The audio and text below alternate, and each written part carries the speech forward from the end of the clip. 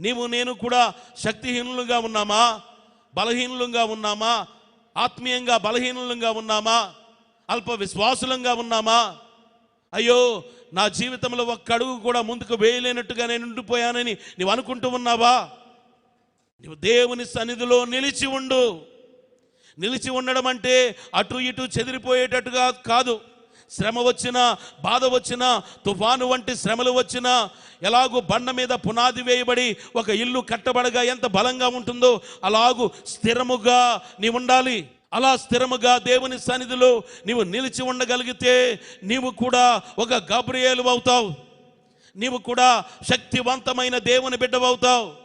నీవు కూడా శక్తివంతునిగా దేవుని కొరకు అనేకమైన కార్యములు చేయగలుగుతావు. గబ్రియేలు అనగా శక్తివంతమైన దేవుని దూత, మైటీ మెసెంజర్ ఆఫ్ గాడ్.